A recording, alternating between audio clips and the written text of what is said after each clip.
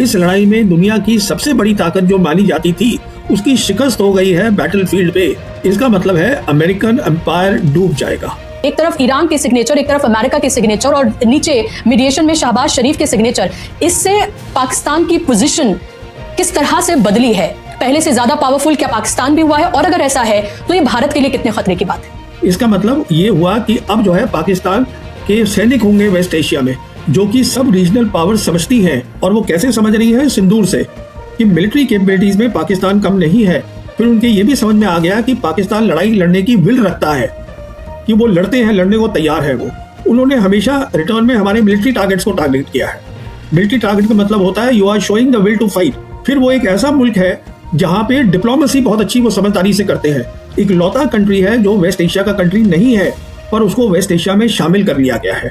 जो ईरान ने MOU sign करा है उसमें लिखा हुआ है इस्लामाबाद एमओयू। तो अब आप समझ सकती हैं वो कहां से कहां पहुंच चुका है। जिस तरह से ज्योग्राफी है उसकी, वो उसको बहुत सूट करती है, या जो एक मिलिट्री पावर है, न्यूक्लियर पावर है। क्या आखिर रीजन है कि चाहे हम अमेरिका की बात करें, चाहे हम ग्लोबल नॉर्थ की बात करें, ग्लोबल साउथ की बात करें, दोनों तरफ की जो पावर्स हैं वो पाकिस्तान से हाथ मिलाना चाहती हैं या पाकिस्तान के साथ खड़ी हुई है? उनके जो जनरल्स हैं आर्मी के, वो फॉरेन पॉलिसी में बहुत ज्यादा अच्छे हो गए हैं। तो बात हुई उसमें जहांगीर करामत ने दो टूक बोल दिया अमेरिकन्स को, ये हमारी नेशनल सिक्योरिटी है, हम कॉम्प्रोमाइज नहीं करेंगे, आप जाइए। तो जो फील्ड मार्शल आसिम मुनीर है, जो रास्ता शुरू किया था जनरल जहांगीर करामत ने, वो आसिम मुनीर आगे ले गए हैं। और वो पीछे नहीं हटते किसी को थोड़ा सा बताने में कि हाँ साहब आपने सीज फायर कराया, मैं ही सारा क्रेडिट ले लूँ, दूसरे को क्रेडिट दे देते हैं। तो पाकिस्तानी होने के भी आपके ऊपर टैग्स जो हैं वो लगते रहे हैं कि आप जो हैं पाकिस्तान के एप्पल ऑफ द आई हैं। कि 6 शहीद हो गए और बयान दे दिया राजनाथ सिंह ने पार्लियामेंट में। ये बात इतनी नहीं है, इसके आगे भी है। क्या हमारा कोई जहाज गिरा था? क्या हमारा कोई पायलट जो जहाज में था वो जख्मी हुआ था या क्या हुआ था उसका? वो तो हमें मालूम ही नहीं है। आगे चल के सच सामने आएगा। आई स्टार्टेड स्माइलिंग कि I am the Apple of the I of Pakistan. ये गलत बात है बोलना कि पाकिस्तान और हम एक सिविलाइजेशन के हैं। मैं ये भी जानता हूं कि आज अगर हमें किसी मुल्क के साथ बात करनी है, उससे दोस्ती करनी है, तो वो पाकिस्तान है। हम एक ही लोग हैं दो मुल्कों में। हमें इस बात को समझना है कि आपको अगर इजराइल का हल ढूंढना है, इजरायलीज को कहिए आप ग्रीनलैंड में जाके रहिएगा, ये छोड़ दीजिए, दिस इज पैलेस्टाइन लैंड। पर वो इंडिया को नौकर की तरह ट्रीट करते हैं। हमें कोई दिक्कत नहीं है उसमें, वो हमें अपने बराबर समझते ही नहीं है। जो एमओयू की शर्तें हैं उसमें सबसे महत्वपूर्ण शर्तों में से एक है कि जितने भी रेजिस्टेंस जो फ्रंट्स हैं उन सब पर भी जो बॉम्बिंग है या किसी भी तरह का हमला है वो बंद होगा। अब आप इसको आगे किस तरह से देख रहे हैं? क्योंकि इजराइल अपनी हरकतों से बाज नहीं आ रहा है, उधर बातचीत भी हो रही है, उधर अमेरिका और ईरान के बीच में एक्सचेंज भी हो रहा है। तो कैसे इस सबको आप आगे बढ़ता हुआ देख रहे हैं? जी, इसको आप ऐसे समझने की कोशिश करते हैं कि जो एमओयू साइन हुआ है वो अमेरिका और ईरान के बीच में हुआ है, उसमें इजराइल शामिल नहीं है। अमेरिका को जिम्मेदारी दी गई है एमओयू के अंदर कि आप जो है कंट्रोल करेंगे इजराइल को, क्योंकि एमओयू साफ बोलता है कि उसमें हर फ्रंट के ऊपर सीज फायर चाहिए। तो ये जिम्मेदारी ट्रंप की है। पहली बात तो ये है। तो अब कितना वो कंट्रोल कर पा रहे हैं नेतन्याहू को, वो हम देख ही रहे हैं रोज क्या हो रहा है। तो उनका डायरेक्ट इसमें कोई एंगेजमेंट नहीं है इजराइल का। पहले हमें ये बात समझनी है। दूसरी बात ये है, जहां तक ताल्लुक है अमेरिका का और ईरान का, उन्होंने एमओयू साइन कर लिया है। उसमें मियाद दी गई है कि 60 दिन के अंदर इसको फाइनल डील में साइन करना है। आज प्रेसिडेंट ट्रंप की सबसे बड़ी दिक्कत क्या है कि उनको ये जो एमओयू है इसमें सारे फायदे ईरान को हैं। वो इसलिए हैं क्योंकि ईरान ये लड़ाई जीता है। देखिए, एमओयू जो है वो पीस टाइम में भी हो सकता है। अगर पीस टाइम का एमओयू होता तो दोनों साइड जो थी उनको इक्वल फायदा होता, जिसे हम बोलते हैं विन विन सिचुएशन। यहाँ पे वो हालत नहीं है। यहाँ पर एमओयू साइन हो रहा है एक जंग के बाद, वो जंग जिसमें कि प्रेसिडेंट ट्रंप के पास आज कोई और मिलिट्री ऑप्शन नहीं है। अगर कोई ऑप्शन होता तो वो एमओयू साइन ही नहीं करते।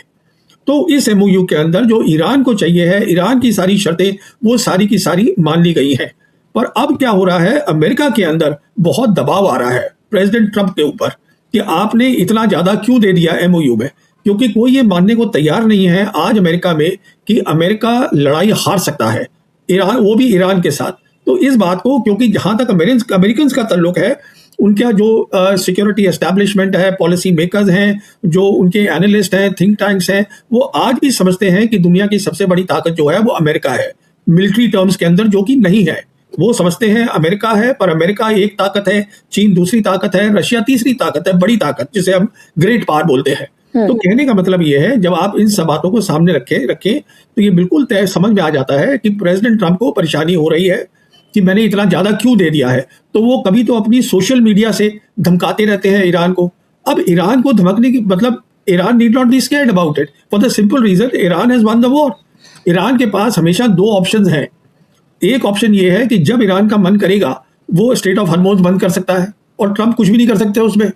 और दूसरा ऑप्शन ये है, ईरान जब चाहेगा बातचीत जो टॉक्स हो रही है उसमें जाएगा या नहीं जाएगा वो तय करेगा। जीती हुई पार्टी है, आज भी मिलिट्री ऑप्शंस है, आज भी ऑप्शंस है दुनिया को इकोनॉमिक प्रेशर में डालने के बहुत सारे।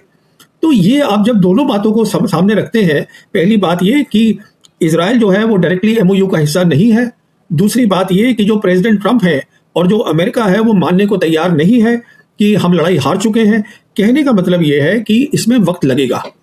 जो कहा गया है कि 60 दिन के अंदर फाइनल डील हो जाएगी, तो ऐसा कुछ होने वाला है नहीं। पर यह बात तय है कि फिलहाल प्रेसिडेंट ट्रंप के पास कोई भी ऑप्शन नहीं है, इसलिए अभी लगता है कि किसी स्टेज पे जाके फाइनल डील साइन हो जाएगी। क्या आपको ये भी लग रहा है, लोगों को भी ये डर है, क्योंकि अमेरिका और इजराइल दो एक ऐसे कंट्री हैं जिन पर बहुत ज्यादा भरोसा नहीं किया जा सकता है प्रवीण जी, और ये कहा जा रहा है कि बार बार पीस डील की बात डोनाल्ड ट्रंप ने की, अब तक शायद 39 टाइम्स उन्होंने कहा और उसके बाद हमने देखा कि कोई डील नहीं हुई। ये पहली बार हम ये देख रहे हैं कि एक एमओयू बाकायदा तौर पर साइन हुआ है।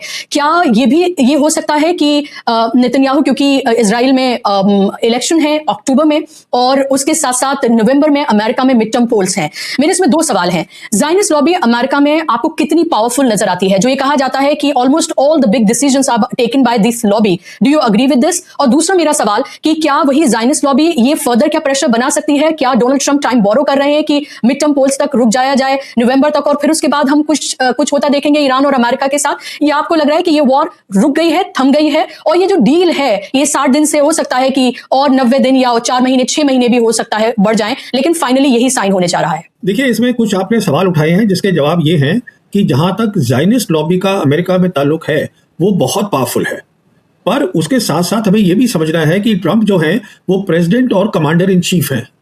तो प्रेसिडेंट ट्रंप चाहें तो उस पूरी पावरफुल लॉबी के अगेंस्ट खड़े हो सकते हैं। तो ये समझना है कि ऐसी क्या बात है कि वो खड़े नहीं हो पा रहे हैं, कोई पर्सनल कारण है, वो जो बात होती रहती है एप्स्टीन फाइल की, कुछ ऐसा मामला है वो हम जानते नहीं है। ये आपकी वॉशिंगटन की पॉलिटिक्स है, अमेरिकन को पता है अंदर क्या हो रहा है, क्यों president Trump commander in chief America के खड़े नहीं हो पा रहे हैं और बता नहीं पा रहे हैं कि मैं जो है आज आपको जो मैं एड देता हूं, मिलिट्री एड। जैसे आपको याद होगा जो वाइस प्रेसिडेंट है अमेरिका के जेडी वांस, उन्होंने परेशान होकर खुलेआम ये एक बयान दिया था इजरायलीज के लिए कि आप बंद कर दीजिए, क्योंकि जो 2/3 मिलिट्री का आपके पास सामान है, मिलिट्री वेयर है, वो अमेरिका का है, अमेरिका के पैसे से बना है।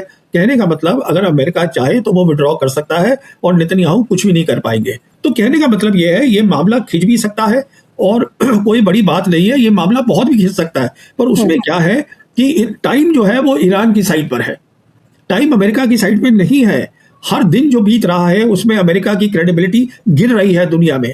जो ग्लोबल साउथ कंट्रीज हैं, जिसको हम थर्ड वर्ल्ड कंट्रीज हैं कहते हैं, वो देख रही हैं क्रेडिबिलिटी गिर रही है अमेरिका की। तो टाइम है ईरान के साथ, तो ईरान लड़ाई जीत चुका है, टाइम ईरान के साथ है, तो सारे आप देख लीजिए पत्ते जो है वो ईरान के पास है। तो आप दोबारा इस वॉर को ट्रिगर होते हुए नहीं देख रहे हैं?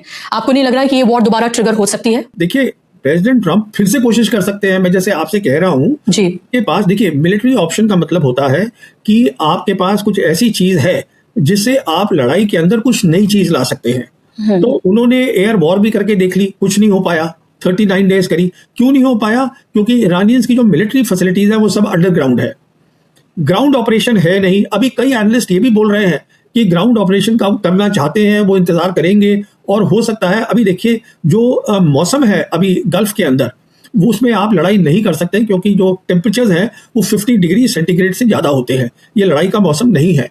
ये भी कहा जा रहा है कि ग्राउंड वॉर जो है वो शुरू हो सकती है अगली मार्च को या दिसंबर में शुरू कर देंगे प्रेसिडेंट ट्रंप। देखिए, उसके करने के लिए प्रेसिडेंट ट्रंप को पहले तो ग्राउंड ट्रूप्स चाहिए। 60,000 के करीब जो अमेरिकन ट्रूप्स हैं वो हैं वेस्ट एशिया में, पर कम से कम 3 लाख से ऊपर चाहिए। देखिए, जब ये 1991 की लड़ाई हुई थी जो अमेरिका ने और सबने मिलकर लड़ी थी सद्दाम हुसैन के खिलाफ, उसमें उन्होंने 6 महीने तक वहां पे बनाया था, तो उनकी ट्रूप्स बिल्डअप हुआ था और करीबन 3 लाख सोल्जर लाए थे। और जो इराक है, इराक की अगर आप ज्योग्राफी देखें तो वो खुला एरिया है, ईरान की देखें, वहाँ माउंटेन्स हैं, फॉरेस्ट हैं, और वो उनकी ज़मीन है ईरानियंस की, उनको पता है, वो उस लड़ाई के लिए भी तैयार है। तो आप कहाँ से पहले 3-3.5 लाख तो आप पहले उनको लाइएगा, अपने सोल्जर्स को, उसके लिए ड्राफ्ट करिए, उसके लिए कांग्रेस की अप्रूवल चाहिए। कहने का मतलब ये है, आज जो उनके पास ऑप्शन था वो सिर्फ यही है कि मैं नेवल ब्लॉकेड कर दूं। ग्राउंड ऑप्शन है नहीं, एयर ऑप्शन है नहीं, तीसरा है कि मैं नेवल ब्लॉकेड कर दूं। और नेवल ब्लॉकेड भी अगर फिर से ये लड़ाई शुरू करते हैं तो उनके पास काबिलियत है, ईरान के पास ड्रोन्स हैं, मिसाइल्स हैं, बहुत दूर तक मार कर सकते हैं एक्यूरेटली। तो ये जितना भी इन्होंने नेवल ब्लॉकेड बनाया है, जो उनके बड़े बड़े जहाज हैं, वो सब टारगेट होंगे।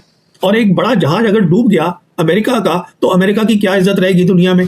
तो कहने का मतलब है, बहुत परेशानी का वक्त है प्रेसिडेंट ट्रंप के लिए। अब वो जी। शुरू करना चाहे उनकी मर्जी है, पर हासिल कुछ नहीं होगा।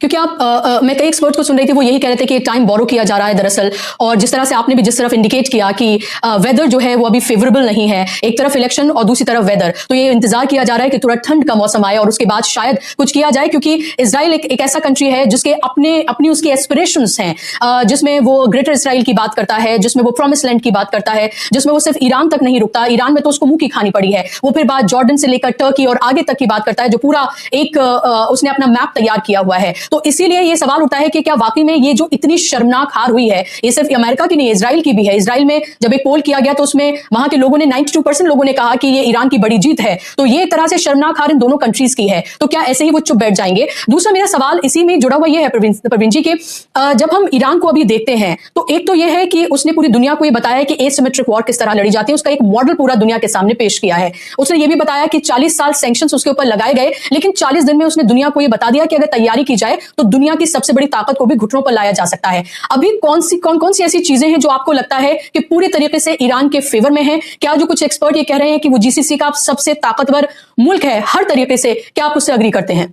देखिए, जहां तक ईरान का ताल्लुक है, ईरान आज स्ट्रेट ऑफ हॉर्मुज़ कंट्रोल करता है, ईरान रेड सी कंट्रोल करता है। जो हुतीज हैं वो जब भी चाहेंगे सो जो केबल्स होती है, इंटरनेट केबल्स जो स्ट्रेट ऑफ हॉर्मुज़ से जाती हैं, उनको काट सकते हैं। इंटरनेट बंद हो जाएगा पूरा वेस्ट एशिया में, कुछ पार्ट साउथ एशिया के भी अफेक्टेड होंगे, इंडिया भी अफेक्टेड होगा, कुछ पोर्शन यूरोप के भी अफेक्टेड होंगे। उसके बाद आज उनके पास ड्रोन्स हैं और उनके पास मिसाइल्स हैं जो 4000 किलोमीटर पे भी मार कर सकती है इंडियन ओशन में, पूरा मेडिटेरेनियन सी को कवर कर सकते हैं। तो क्या, और सबसे बड़ी बात क्या है, ईरान की जो लड़ाई है वो लड़ाई जिसे हम कहते हैं वॉर ऑफ सर्वाइवल। उनके अंदर जो ईरानी है उसको पता है वो क्यों लड़ रहा है, अमेरिका को नहीं पता है उसके सैनिकों को कि वो क्यों लड़ रहे हैं। इससे बहुत फर्क पड़ता है। जो ईरान के जो कमांडर्स हैं उनको मालूम है हम इसलिए लड़ रहे हैं क्योंकि हमारी सर्वाइवल की बात है। आज अमेरिका में बहुत सारे लोग बोल रहे हैं ये हमारी लड़ाई नहीं है, ये लड़ाई इजराइल की है, तो हम क्यों लड़ रहे हैं। तो जिसे कहता है ना कि अंदर से जो विल होती है, जो जज्बा होता है लड़ाई का, वो ईरान के साथ खड़ा हुआ है। तो कहने का मेरा मतलब ये है कि ईरान जो है, अब मैं आपको एक बात और बताना चाहूंगा आपके दर्शकों को, ये कहना कि ईरान डोमिनेंट पावर है, ईरान सब पे हावी होगा, ईरान का ऐसा कोई मकसद है नहीं।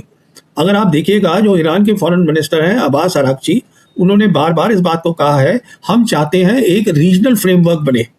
इसका मतलब ये होता है they are looking for a solution जो रीजनल सोल्यूशन हो। अगर आप एमओयू को भी पढ़ेंगी, उसमें साफ लिखा हुआ है कि जो बाहर की ताकतें हैं वो रीजन से बाहर जाएं, मतलब कि अमेरिकन ट्रूप्स, और वो सबको लेके एक साथ चलना चाहते हैं। तो अगर आपको सबको लेके चलना है, सारी ताकतों को जो रीजन में है, तो आप ये नहीं कह सकते कि मैं सबसे बड़ी ताकत हूँ। आप ये नहीं कह सकते कि आप ये, you have to build a mutual trust. अगर सब एक साथ महसूस करेंगे कि हाँ हमारा फायदा है, हम इसमें इक्वल हैं, तभी आप रीजनल फ्रेमवर्क बना सकते हैं। इसका और कोई तरीका नहीं है। क्या आपको ये लग रहा है कि ये जीसीसी कंट्रीज से जो अमेरिकन बेसिस हैं, क्योंकि इनिशियली ईरान की तरफ से कहा गया था कि उनका मकसद ये है कि जो मोनोपोली है अमेरिका की खासतौर पर इस खित्ते में, वह उसको खत्म किया जाए। क्या इस तरफ भी जाता हुआ आप देख रहे हैं कि धीरे धीरे करके ही सही इस पूरे जीसीसी से जो अमेरिकन बेसिस हैं, जिसका इस्तेमाल करके ईरान पर हमला किया गया, और एक तरह से ये कहा जाता रहा है, उसमें कोई दो राय भी नहीं है कि ये कंट्रीज जो है वो दरअसल अमेरिका के, इजराइल के पिट्ठू बनकर काम करते हैं, और यूएई को तो दूसरा इजराइल ही कहा जा रहा है। क्या आपको लग रहा है कि वहां से जो अमेरिकन बेसिस हैं वो धीरे धीरे भी खत्म हो सकते हैं, धीरे धीरे वहां से हटना शुरू हो सकते हैं? सेफ हेवन की जो एक छवि थी यूएई की, वो पूरी तरीके से कोलैप्स हो गई है। देखिए, इसमें एमओयू में बिल्कुल साफ लिखा है कि जो ईरान के आसपास जितनी भी अमेरिकन बेसिस हैं, ट्रुप्स हैं, उनको हटना पड़ेगा। अगर आप देखिएगा, आज अमेरिका के 60,000 सोल्जर्स वेस्ट एशिया में हैं, 10 कंट्रीज में हैं, 19 बेसिस में हैं। उस 10 कंट्रीज में से 5 कंट्रीज हैं जीसीसी, जो कि आप जानती हैं, Saudi Arabia, Qatar, Bahrain, Kuwait, UAE. तो उन वहां से भी हटना पड़ेगा। ये एमओयू में लिखा है बिल्कुल साफ, जो एमओयू प्रेसिडेंट ट्रंप ने खुद साइन किया है। अगर प्रेसिडेंट ट्रंप खुद साइन कर रहे हैं, इसका मतलब जिम्मेदारी ली है प्रेसिडेंट ने खुद कि मैं इसको मुकम्मल करूंगा, मैं इसकी फाइनल डील तक लेके जाऊंगा। अच्छा, अब सबसे बड़ी एक और प्रॉब्लम जो आती है प्रेसिडेंट ट्रंप के लिए, अगर ये बेसिस यहां से हट जाती है, इसका मतलब यह है जो एमओयू में लिखा है, तो उसका मतलब यह है कि पेट्रो डॉलर जो है वो धीरे धीरे खत्म हो जाएगा। और अगर पेट्रो डॉलर खत्म हो जाता है, इसका मतलब जो अमेरिका है उसकी इकॉनमी जो है वो बिल्कुल कमज़ोर पड़ जाएगी। उसका मतलब ये है, अगर उसके पास इकॉनमी कमज़ोर हो जाएगी तो उनकी आज करीबन 750 मिलिट्री बेसेस हैं दुनिया के अलग अलग मुल्कों में, तो वो उसको कायम नहीं रख पाएंगे। इसका मतलब है अमेरिकन एम्पायर डूब जाएगा। एक तो देखिए, अमेरिका की 2 ताकतें हैं। एक है उसकी मिलिट्री पावर जो ऑलरेडी यहाँ हार चुकी है वेस्ट एशिया में, और बाकी दुनिया में जो उनकी मिलिट्री बेसिस है, हर मुल्क देख रहा है जहां उनकी बेसिस है कि हम अपने लिए अब क्या करें। तो ये सब बड़ी बड़ी तब्दीलियां हो रही है। ये जो चीज़ है ये सिर्फ लड़ाई से जुड़ी नहीं है। इस लड़ाई में हमको ये समझना है हुआ क्या है। इस लड़ाई में दुनिया की सबसे बड़ी ताकत जो मानी जाती थी उसकी शिकस्त हो गई है बैटल फील्ड पे। उसके साथ साथ जुड़ी हुई जो उसकी काबिलियत थी वो सब कमजोर पड़ गई है। ये समझना है हमें। मैं कुछ और सवाल है उन पर आऊं उससे पहले प्रवीण जी, मैं भारत पर आना चाहती हूं, और उससे पहले पाकिस्तान ने जिस तरह से इस पूरे के पूरे मीडिएशन में जो रोल निभाया है, पाकिस्तान एक ऐसा कंट्री, चीन की उससे दोस्ती है, रशिया से है, सऊदी अरब से है, अमेरिका से भी उसकी दोस्ती है, ईरान भी उसका दोस्त है, यानी कि अगर 2 की जगह 4-5 हाथ भी होते तो तमाम हाथों में उसके लड्डू फिलहाल नजर आ रहे हैं। ये फिलहाल जो उसने मीडिएशन किया है, एक तरफ ईरान के सिग्नेचर, एक तरफ अमेरिका के सिग्नेचर, और नीचे मीडिएशन में शहबाज शरीफ के सिग्नेचर, इससे पाकिस्तान की पोजीशन किस तरह से बदली है? और क्या आपको लग रहा है कि पहले से ज्यादा पावरफुल क्या पाकिस्तान भी हुआ है? और अगर ऐसा है तो ये भारत के लिए कितने खतरे की बात है? देखिए, पाकिस्तान की कहानी मैं आपको शुरू करके बताता हूं ऑपरेशन सिंदूर से। ऑपरेशन सिंदूर लड़ाई जो थी वो सिर्फ 4 दिन की थी, पर उस 4 दिन की लड़ाई के बाद अमेरिका ने यह फैसला किया, जो उन्होंने लिखा हुआ है अपनी यूएस कांग्रेस रिपोर्ट में 2025 की, कि इन 4 दिन की लड़ाई के अंदर जो क्लैश हुआ था पाकिस्तान ने इंडिया से बेहतर किया है। उसी का नतीजा था कि 2025 के एंड में जो पाकिस्तान और सऊदीज हैं उनका डिफेंस एग्रीमेंट हुआ, याद करिएगा। तो ऐसा नहीं है कि पाकिस्तान और सऊदी अरेबिया के मिलिट्री ताल्लुकात पहले नहीं थे, वो 70s से हैं, पर यह पहली बार हुआ कि उनका एक फॉर्मल डिफेंस एग्रीमेंट हुआ। इसका मतलब ये हुआ कि अब जो है पाकिस्तान के सैनिक होंगे वेस्ट एशिया में। उसके बाद आप देखिएगा कि ये लड़ाई शुरू हो गई। इस लड़ाई के शुरू होते ही क्या हुआ, पाकिस्तान पहले तो फैसिलिटेटर बना। क्यों फैसिलिटेटर बना? क्योंकि पाकिस्तान के सिंदूर के कारण, जिसमें सिंदूर ने बहुत बड़ा रोल प्ले किया, उनके रिश्ते जो हैं अमेरिका के साथ बहुत अच्छे हो गए प्रेसिडेंट ट्रंप के साथ। याद करिएगा, प्रेसिडेंट ट्रंप ने जो पाकिस्तान के आर्मी चीफ है फील्ड मार्शल आसिम मुनीर, उसको 2 जून 2025 में लंच के लिए बुलाया था व्हाइट हाउस में। 1-on-1 लंच हुआ था, बातचीत हुई थी। तो जैसे आप बता रही हैं, पाकिस्तान आज एक ऐसा मुल्क है जो मल्टीपोलर वर्ल्ड में तीनों बड़ी ताकतों के साथ उसके रिश्ते अच्छे हैं, और वो ऐसा मुल्क है जो कि सब रीजनल पावर समझती है। अब उनको समझ में आ गया है कि जो मिलिट्री कैपेबिलिटीज है, और वो कैसे समझ रही है, सिंदूर से, कि मिलिट्री कैपेबिलिटीज में पाकिस्तान कम नहीं है। फिर उनके ये भी समझ में आ गया कि पाकिस्तान लड़ाई लड़ने की विल रखता है, कि वो लड़ते हैं, लड़ने को तैयार है वो। हमने जितने भी ऑपरेशंस किए हैं पाकिस्तान के साथ पिछले 12 साल में, हमने हमेशा उनके टेररिस्ट टारगेट को टारगेट किया है। उन्होंने हमेशा रिटर्न में हमारे मिलिट्री टारगेट्स को टारगेट किया है। मिलिट्री टारगेट का मतलब होता है you are showing the will to fight. फिर वो मुस्लिम कंट्री है, फिर वो वही अकेला मुस्लिम कंट्री है जिसके पास न्यूक्लियर वेपन्स है। फिर वो एक ऐसा मुल्क है जहां पे डिप्लोमेसी बहुत अच्छी वो समझदारी से करते हैं। अगर उनको थोड़ी सी किसी की बढ़ाई भी करनी होती है वो कर देते हैं।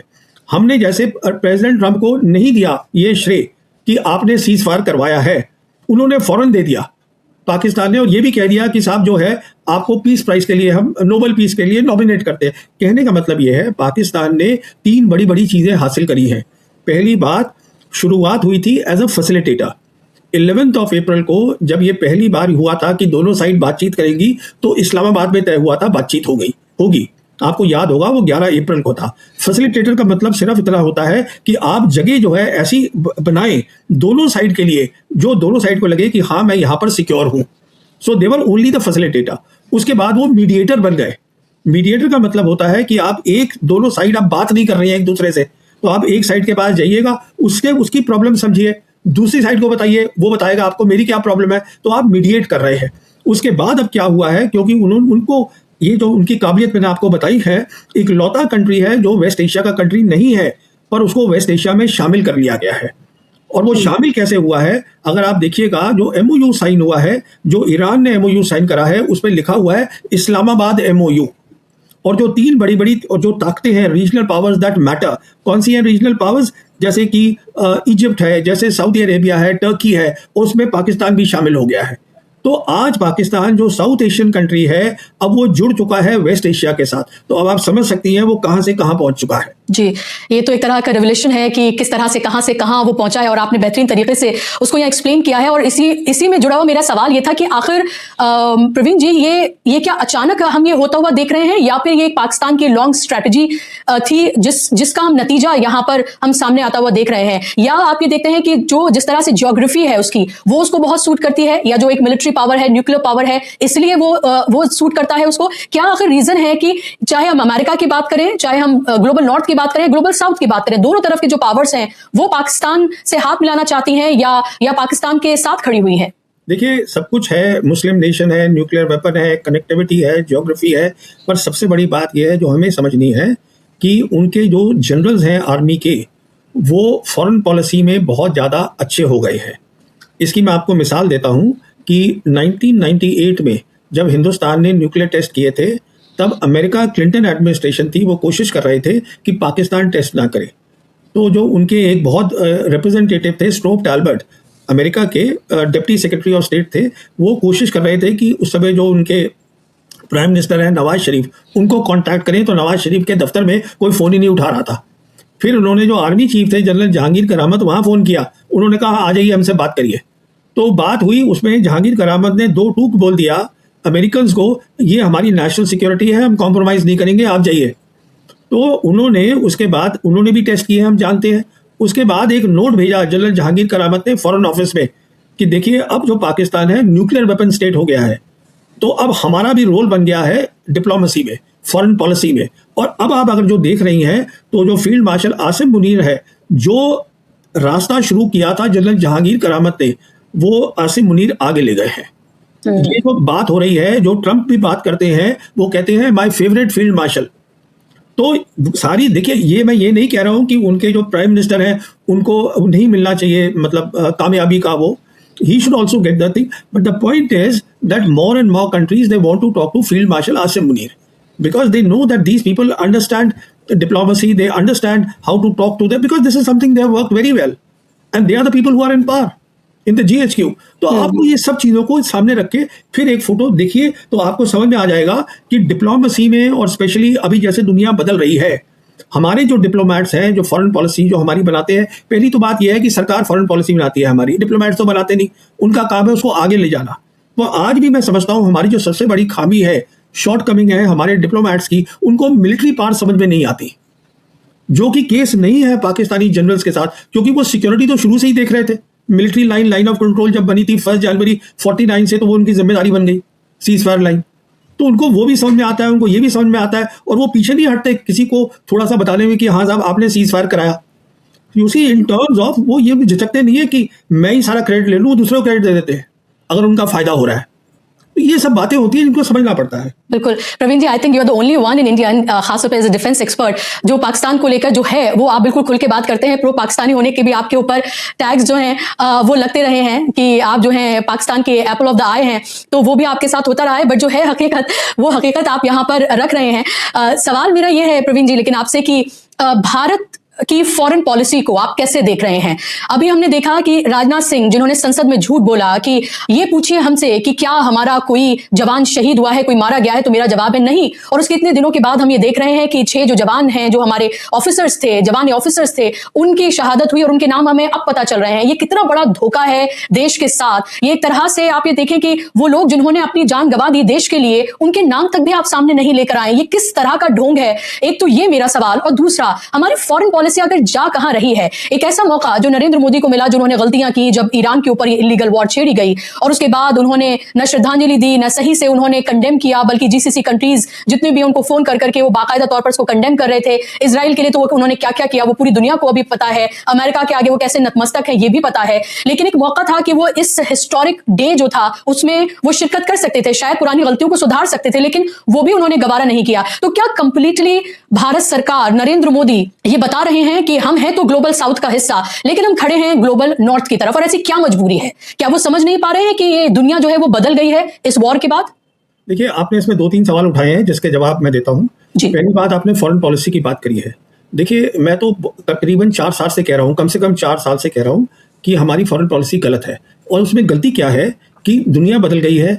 आज एक बड़ी ताकत नहीं है, आज 3 बड़ी ताकतें हैं। 2 बड़ी ताकतें हमारे साथ ज्योग्राफिकली हमारे से नज़दीक है, ये आप समझिएगा। रशिया है और वो है चाइना है, हमारे से बिल्कुल जुड़े पड़े हैं।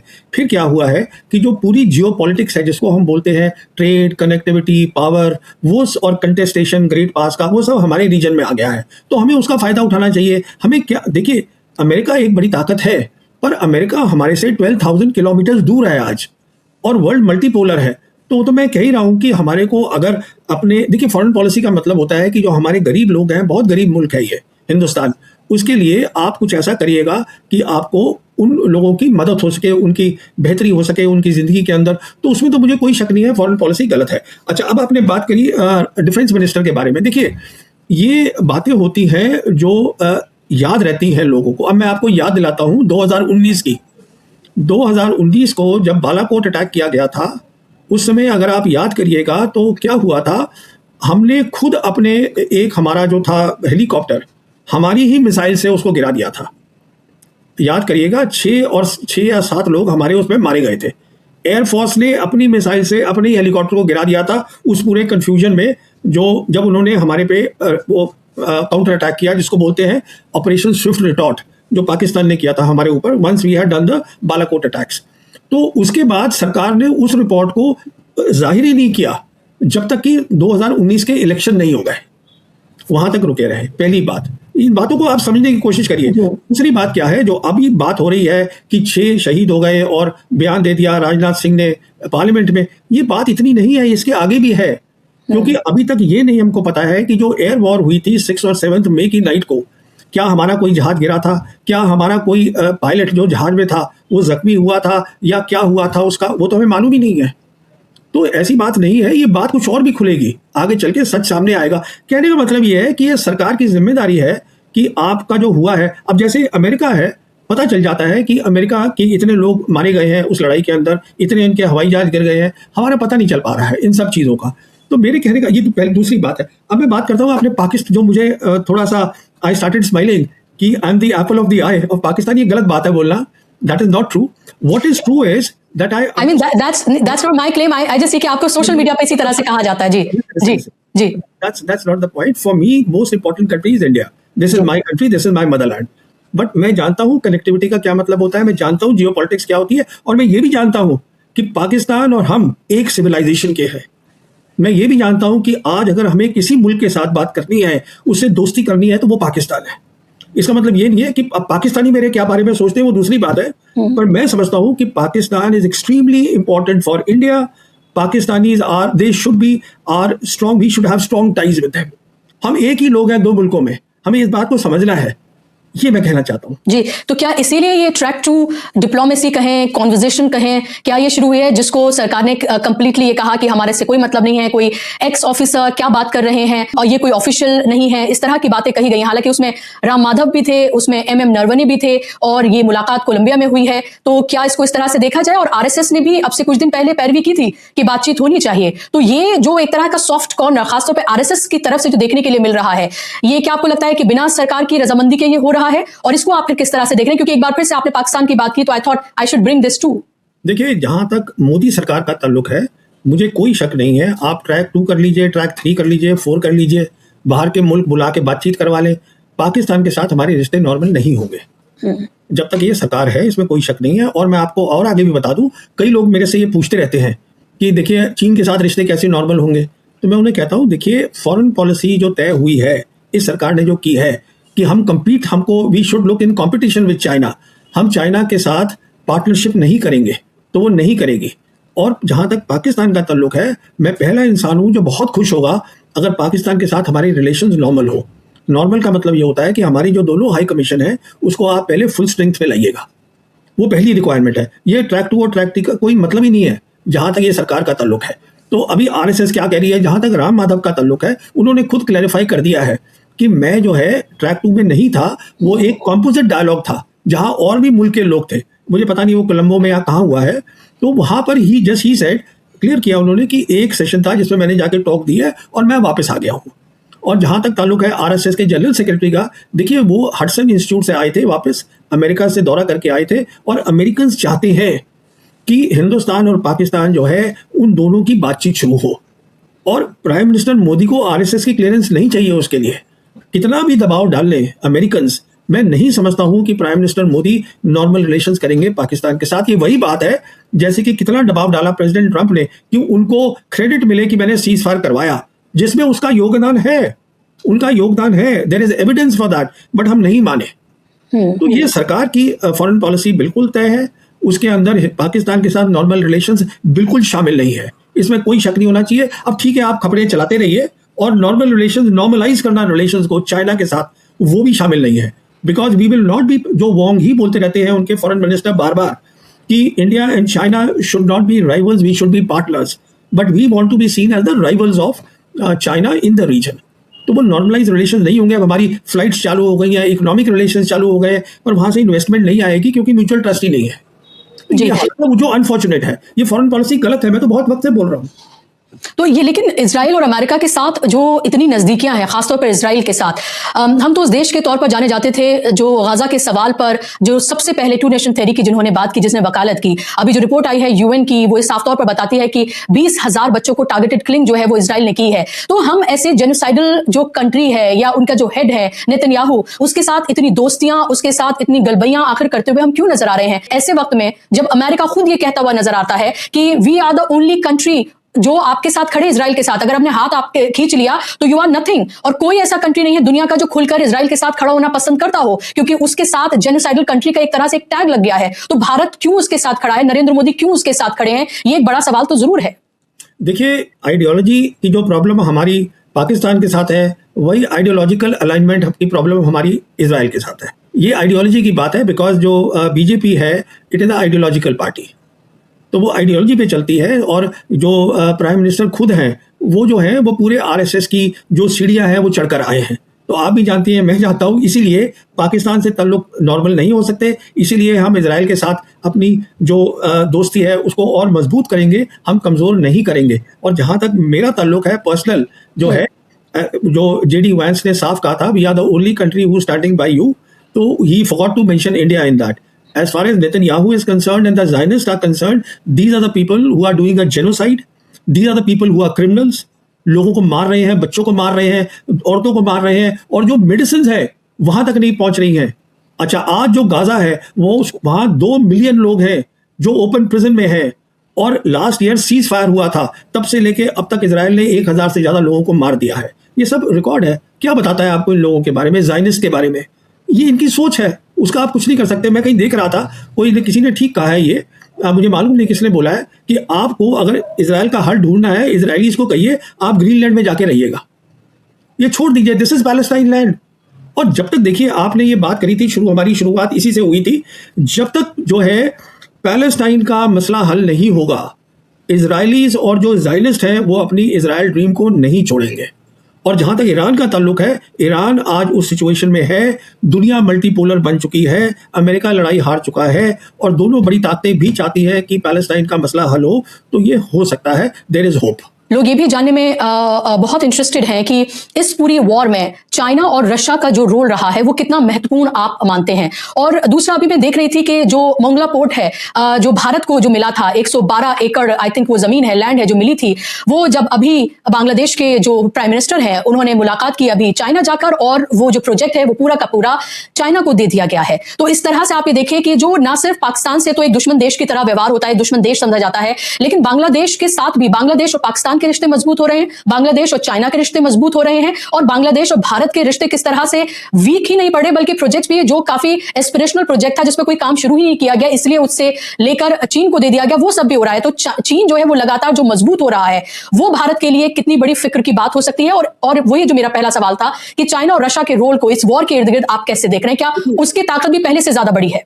देखिए, जहां तक चाइना और रशिया का ताल्लुक है और ईरान वॉर का ताल्लुक है, उनका रोल बहुत बड़ा रहा है। उनका रोल बहुत बड़ा रहा है यूएन में, यूएन के हवाले से उन्होंने जो रोल प्ले किया है, उसके साथ साथ in terms of military, in terms of economy, the amount they have contributed to Iran. देखिए, जीत ईरान की हुई है, पर आप ये भी समझिएगा कि जो अराक्ची है वो मई के महीने में, याद करिएगा, वो पहले गए थे रशिया, वहाँ 1.5 घंटे उनकी प्रेसिडेंट पुतिन से बात हुई, वहाँ से वो सीधा गए चाइना और वहाँ पर उनकी अपने काउंटर पार्ट वांग ही से बात हुई और वापस तेहरान में आके उन्होंने ये ऐलान किया कि हम क्या करेंगे, पोस्ट वॉर रीजनल फ्रेमवर्क बनाएंगे।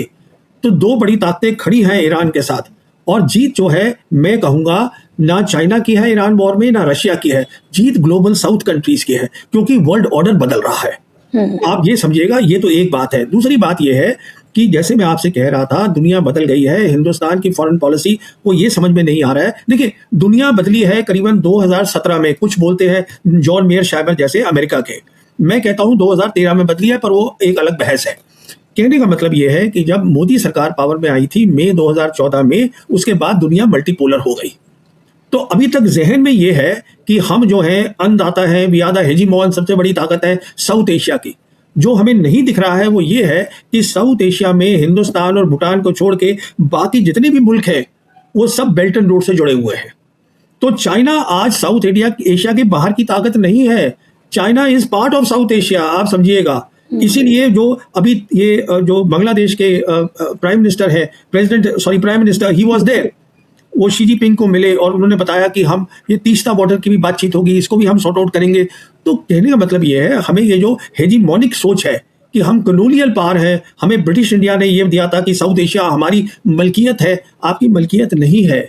दुनिया बदल गई है, चाइना आम ताम ताकत नहीं है। हमें चाइना के साथ काम करना है, पाकिस्तान के साथ काम करना है कि किस तरीके से हम अपने मुल्क को मजबूत बनाएं इन terms of prosperity and development, मजबूत बनाएं इन टर्म्स ऑफ मिलिट्री डिटरेंस। उसके लिए आपको शांति चाहिए। शांति तभी आएगी अगर आप इन दो बड़ी जो कंट्रीज हैं जिनके साथ हमारी मिलिट्री लाइंस हैं, उनको आप सीरियसली सोचें और उसका हल निकालें। जी, क्या ये भी आप देख रहे हैं कि इजराइल की भारत से दोस्ती, खासतौर पे अमेरिका के हवाले से अगर बात करूं, कि वो पीठ में छुरा घोंपते हैं और उसके बाद फिर दोस्ती का गुणगान भी गाते हैं, क्योंकि कोई भी एक ऐसी चीज नहीं है अगर हाल फिलहाल में हम देखें कि यूएस ने भारत के लिए की हो जिसके लिए हम ये कह सकें कि दोस्ती निभाई है। दोस्ती ऐसा लग रहा है कि एक तरफा इश्क है और आशिक दीवाना हुआ चला है, और वो आशिकी जो है वो साफ तौर पर देखने के लिए मिल रही है, वो है नरेंद्र मोदी की डोनाल्ड ट्रंप और अमेरिका के लिए। देखिए, जहां तक अमेरिका का ताल्लुक है, अमेरिका ऐसा मुल्क है जिसने कोल्ड वॉर जीती, जिसने सेकेंड वर्ल्ड वॉर जीती, जो यूनिपोलर वर्ल्ड का अन्नदाता था, सोल पावर था। उनको पार्टनरशिप नहीं समझ में आती है।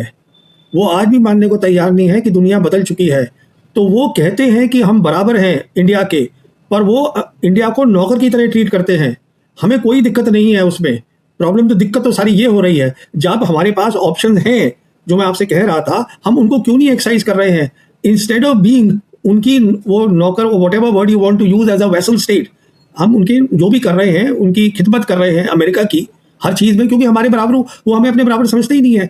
हम जो है China, Russia, south Asia, global south countries, new world order, यहाँ पे हम बहुत बड़ा रोल प्ले कर सकते हैं।